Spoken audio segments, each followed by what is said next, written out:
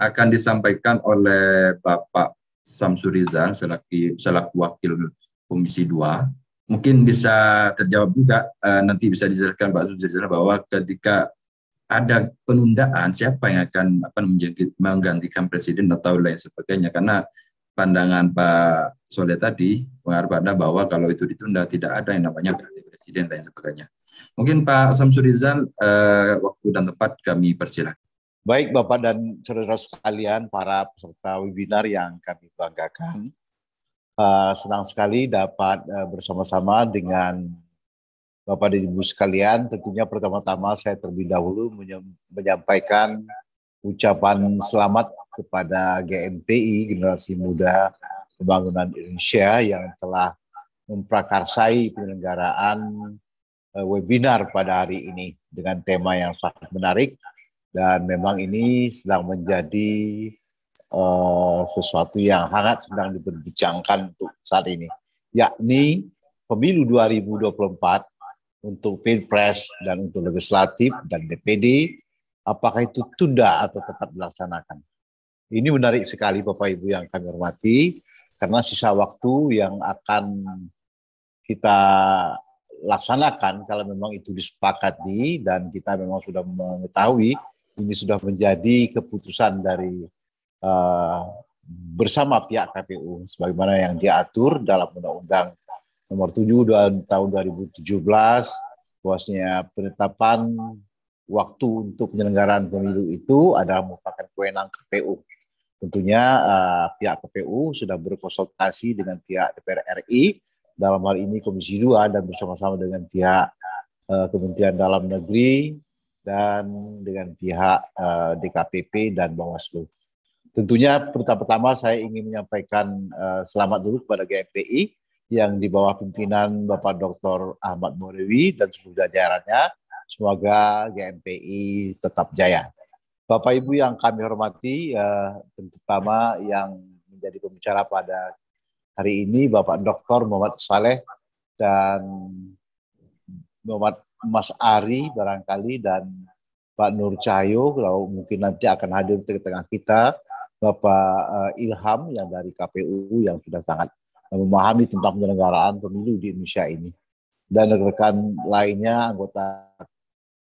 anggota GMPI yang ada dan ikut bersama-sama webinar pada hari ini di media online kita, yang kita lihat tadi pesertanya banyak menyebar dari seluruh wilayah tanah air.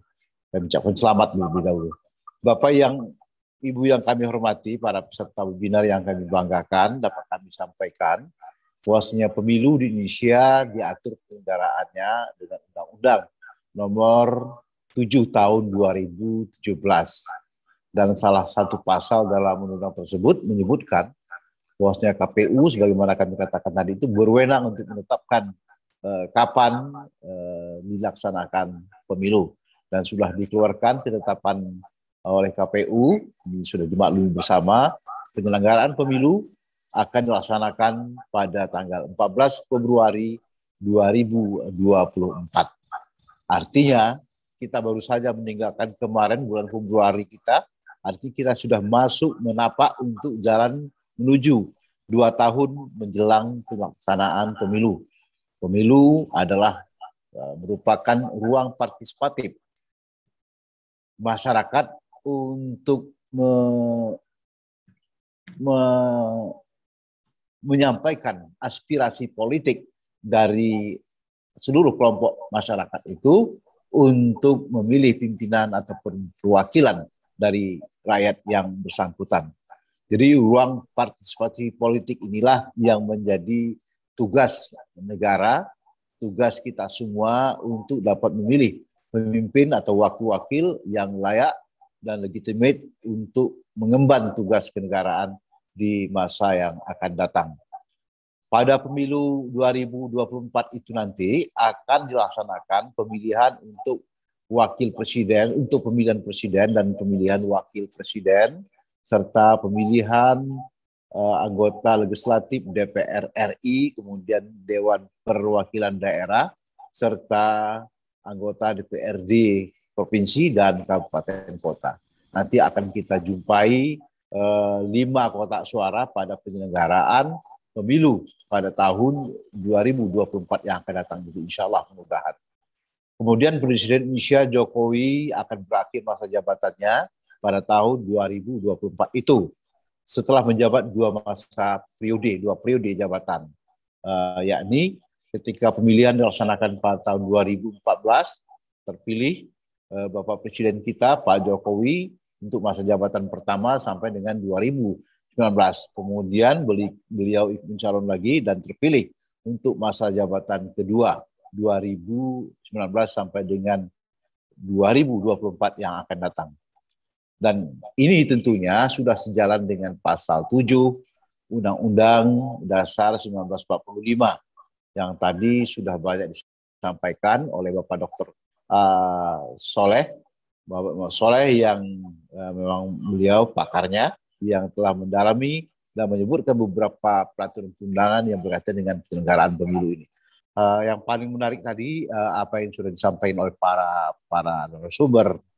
Jangan ke depan ini kita mencari alasan yang dibuat-buat, dan ke depan kita mencari alasan yang dibikin-bikin, karena pepatah mengatakan lebih sulit mencari kerikil di jalan ketimbang mencari alasan. Begitulah dia. Hanya untuk memperpanjang masa jabatan, hanya untuk kepentingan sesaat, tapi kita mengorbankan banyak hal, khususnya yang berkaitan dengan masa depan bangsa dan negara ini. Itu setelah tertunda saya dapat menyimpulkan seperti itu, dan saya memulai sedikit apa yang sudah dipersiapkan berkenaan dengan webinar kita pada sore hari ini. Tadi saya sudah sampaikan bahwasanya Presiden Republik Indonesia itu Bapak Presiden Joko Widodo yang akan berakhir masa jabatannya pada tahun 2024 setelah beliau mendapat masa jabatan 2 kali memenangkan pemilu di tanah air, yakni tahun 2014 dan 2019, dan menang lagi pada tahun 2019 dan 2014. Dan ini pun sudah sejalan sebagaimana kami katakan dengan apa yang sudah disebutkan dalam Undang-Undang Pasal 7 tahun 1945 Undang-Undang Dasar Republik kita, yang berbunyi bahwasanya Presiden dan Wakil Presiden memegang masa jabatan selama 5 tahun dan sesudahnya dapat dipilih kembali untuk 1 kali masa jabatan. Artinya, bagaimana tadi yang sudah saya awali, ini berarti total seorang presiden maksimum hanya 2 kali masa jabatan. Pada pemilihan pertama dan kemudian pada pemilihan di masa jabatannya yang sudah pertama kali. Hanya maksimal 1 kali. Tadi sudah banyak juga disampaikan oleh rekan-rekan berkaitan dengan pasal 22E ayat 2 yang berbunyi bahwa pemilu itu diselenggarakan untuk memilih presiden dan wakil presiden, dan untuk memilih anggota DPR RI, untuk memilih anggota DPRD, dan memilih anggota DPD sebagai bagian daripada partisipasi politik masyarakat kita untuk dapat menentukan secara legitimit siapa yang akan mewakili masyarakat untuk mengatur penyelenggaraan pemerintahan kita ke depan.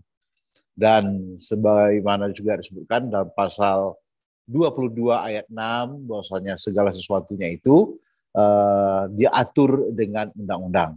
Maka lahirlah Undang-Undang Nomor 7 tahun 2017 yang disepakati ketika itu bahwasanya undang-undang ini tidak dirubah untuk penyelenggaraan pemilu 2019-2024. Nah, kesepakatan itulah yang membuat kita perlu mendiskusikan beberapa wacana ke depan ini, termasuk juga wacana penundaan pemilu tahun 2024 menjadi ada yang mengusulkan untuk tertunda sampai dengan 1 tahun atau 2 tahun atau sampai dengan 3 tahun. Bahwasanya pemilu diusulkan untuk dipilih, untuk dilakukan pada tahun 2027. Artinya ini penundaan akan berlaku untuk 3 tahun. Saya kira ini untuk waktu yang cukup lama, dan ini yang patut kita diskusikan.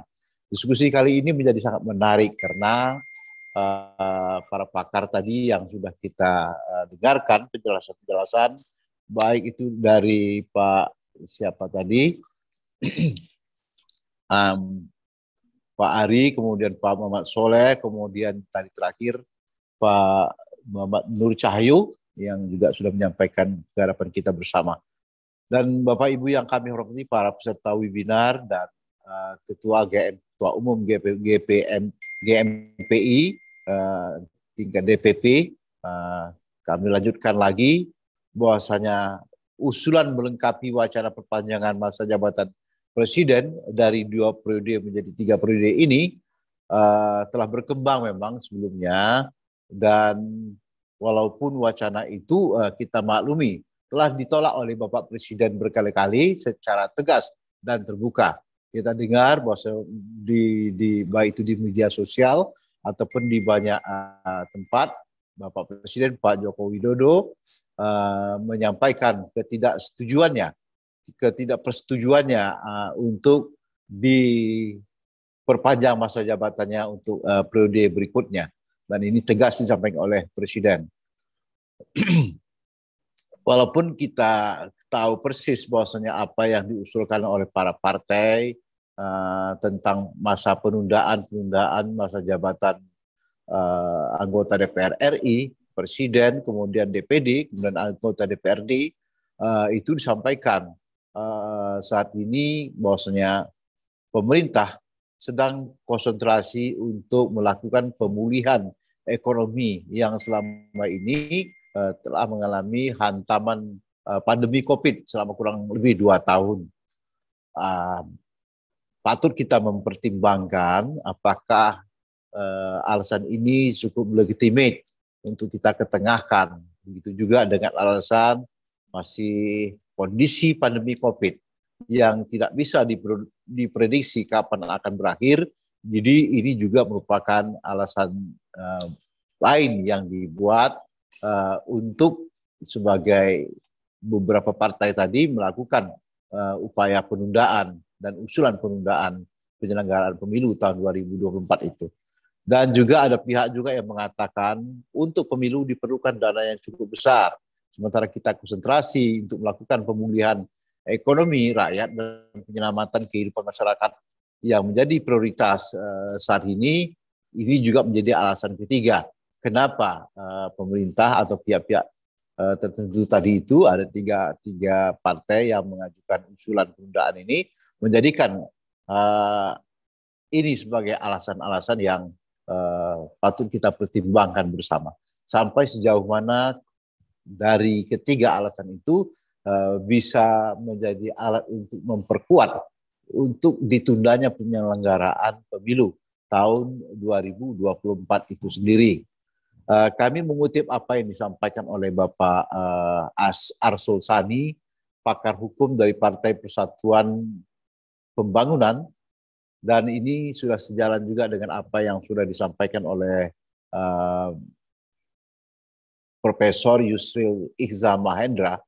Walaupun penundaan pemilu itu bisa dilakukan melalui amandemen, walaupun itu dimungkinkan untuk dilakukan perubahan beberapa pasal yang ada di dalam undang-undang dan bukan undang-undang, ada beberapa pasal khususnya di pasal peralihan tentang pasal 37 tentang pasal tentang peralihan itu untuk dimungkinkan menurut tulisan yang kami dapatkan dari apa yang sudah disampaikan oleh Pak Arsul Sani dan Profesor Yusril Iza Mahendra.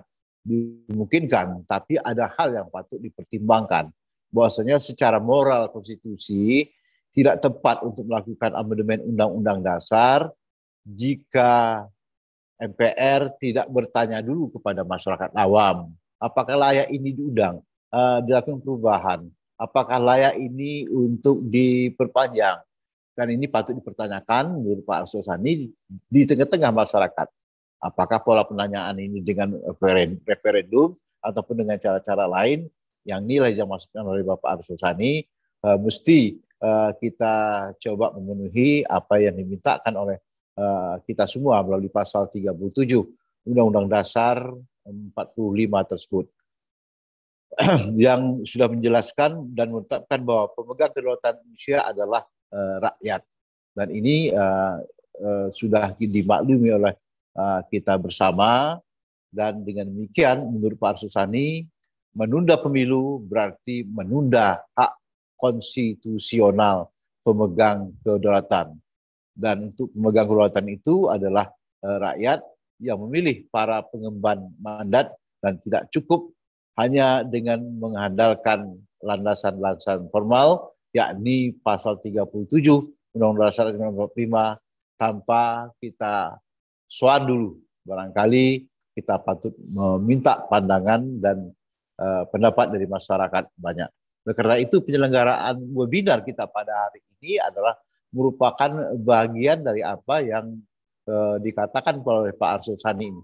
Kita minta pendapat dari masyarakat awam, barangkali bagaimana mereka memberikan pandangan-pandangan berkenaan dengan adanya wacana dari beberapa pimpinan partai ataupun partai politik yang ada di tanah air untuk mengusulkan penyelenggaraan pemilu ini ditunda untuk tahun 2024, mungkin setahun atau 2 tahun atau 3 tahun, dengan berbagai alasan.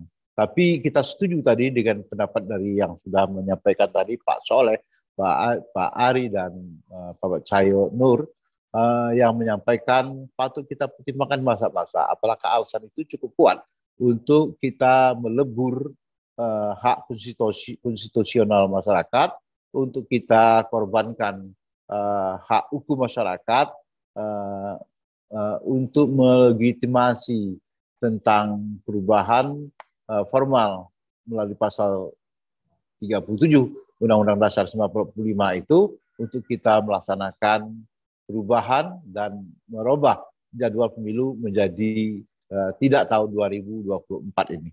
Jadi oleh karena itu, pakar hukum tata negara Yusril Iza Mahendra mengatakan bahwasanya dasar yang paling kuat untuk memberikan legitimasi pada penundaan pemilu sebagai konsekuensinya adalah perpanjangan masa jabatan presiden, wakil presiden, perpanjangan masa jabatan DPR RI, perpanjangan masa jabatan DPD dan DPRD daerah dengan melakukan amandemen terhadap Undang-Undang Dasar 45. Walaupun prosedur perubahan konstitusional itu sudah diatur di dalam pasal 37 Undang-Undang Dasar 45. Dan dengan mendalami apa yang sudah diatur di dalam Undang-Undang Nomor 13 tahun 2019 tentang tata tertib DPR. Itu diatur bagaimana tata cara kita melakukan perubahan atau perombakan apa yang diinginkan pada pasal peralihan Undang-Undang Dasar 1945 itu, di dalam tatib itu diatur bagaimana kita melakukannya. Nah, ini salah satu solusi yang memang kalau memang ingin dilakukan penundaan, legitimasinya dapat dilakukan dengan jalan itu. Walaupun tadi kita rasanya belum sepakat untuk semudah itu kita melakukan penundaan dengan mengorbankan hal yang berkaitan dengan kepentingan masyarakat banyak. Dan menurut pakar lainnya, seperti juga tadi sudah disampaikan oleh Bapak Yusril Iza Mahendra, juga kita bacakan pada literatur lain, beliau juga mengatakan bahwasanya untuk melakukan penundaan penyelenggaraan pemilu tahun 2024 tersebut, yakni dilakukan dengan cara dekret. Nah, ini sudah berkali-kali disampaikan oleh teman-teman kita. Tadi yang sudah menyampaikan, Pak Soleh juga dari awal-awal dalam pertemuan ini menyampaikan peluang-peluang untuk dilakukannya perubahan konstitusional berkaitan dengan peluang untuk kita melakukan penyelenggaraan pemilu tidak pada tahun 2024, tapi diundur waktunya pada waktu yang akan datang. Dan dekret ini juga sudah tadi disampaikan juga ada 2 kali dalam proses penyelenggaraan pemerintahan kita, yakni oleh Bapak Presiden Soekarno ketika itu. Bung Karno pernah melakukan dekret pada tanggal 5 Juli tahun 1959. Dekret ini yang dilakukan ketika itu adalah ketika Bung Karno melakukan pembubaran konstituante. Sehingga ketika itu pemerintah kembali kepada Undang-Undang Dasar 1945 dan itu dilakukan dengan politik cipta kondisi yang diorganisir ketika itu oleh Kepala Staf Angkatan Perang Republik Indonesia yang dikondisikan oleh Bapak A. Haris Nasution, Letnan Jenderal ketika itu. Dan atas dasar itulah maka disebutkan bahwasanya pemerintah dalam keadaan darurat dan pemerintah ketika itu menyatakan stadvan oleh on the black atau bahasa Belanda dan disebut dengan negara dalam keadaan darurat. Nah, persoalannya adalah apakah kita dimungkinkan untuk menerjemahkan kondisi yang tadi dikatakan oleh pembicara terdahulu dengan pandemi yang sudah menggerogoti ekonomi Indonesia. Kemudian begitu juga dalam rangka pemulihan dan penafsiran kita yang belum jelas kapan prediksi kita pandemi ini akan berakhir dan itu sebagai sebuah keadaan darurat, barangkali ini yang patut dipertimbangkan.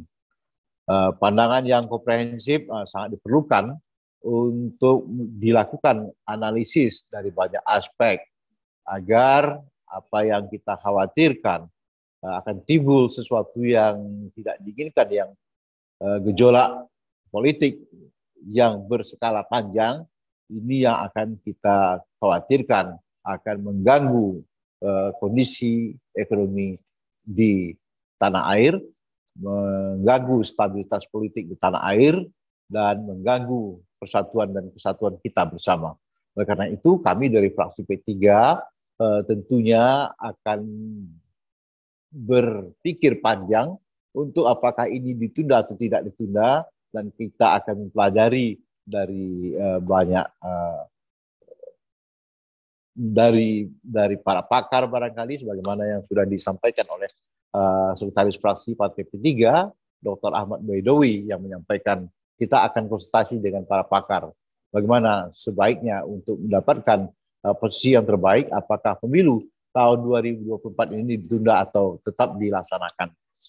Bapak Ibu yang kami hormati, para pemirsa yang kami banggakan, ini adalah diskusi yang sangat menarik untuk kita bersama. Saya menyarankan untuk kita tidak putuskan pada hari ini, mungkin kita perlu mencari waktu-waktu yang lain untuk kita bahas secara mendalam, kira-kira bagaimana semestinya kita melakukan pendalaman dan pembelajaran dan analisis berkaitan dengan keinginan atau ada langkah-langkah untuk penundaan penyelenggaraan pemilu ini. Dan tentunya kita berharap agar tidak ada pihak yang mencari alasan-alasan yang dibuat-buat, karena alasan itu lebih mudah mencari kerikil di jalan. Karena 1000 alasan bisa kita dapatkan ketimbang mencari satu buah kerikil yang ada di jalan. Begitulah mudahnya kita mencari alasan. Dan dengan semudah itukah kita akan merusak kondisi demokrasi yang ada di tanah air yang saya kira sudah berjalan mulus, dan apa yang sudah dilakukan oleh Bapak Presiden sudah berjalan baik, dan barangkali pandemi pun bisa kita obati dengan secara bersama-sama, dan tentunya kami juga berharap untuk kita berpikir panjang agar penyelenggaraan pemilu kita tempatkan pada posisi yang sebaik-baiknya, ya, hingga kita bisa berkesimpulan pemilu bisa menjamin kehidupan demokrasi yang lebih baik dan bisa menjamin kehidupan yang bisa mampu mengangkat perekonomian masyarakat di masa yang akan datang. Jangan sampai penyelenggaraan pemilu kita ke depan ini dengan langkah-langkah yang keliru bisa membahayakan persatuan dan kesatuan dan kesejahteraan rakyat Indonesia yang akan datang. Bapak Ibu yang kami hormati, barangkali karena waktu juga yang membuat kita tidak bisa berbicara banyak pada hari ini, karena kita disibukkan dengan banyak kegiatan, dan saat ini kita berada di arah masing-masing. Kami menyampaikan permohonan maaf karena beberapa kali tertunda dalam penyelenggaraan ini dan sedikit agak mengganggu konsentrasi kita. Saya senang dapat bersama dengan Bapak Ibu semua. Semoga GMPI dapat semakin jaya. Saya kira demikian yang dapat kami sampaikan. Mohon maaf atas segala kekurangan. Bila taufiq wal hidayah. Wassalamualaikum warahmatullahi wabarakatuh.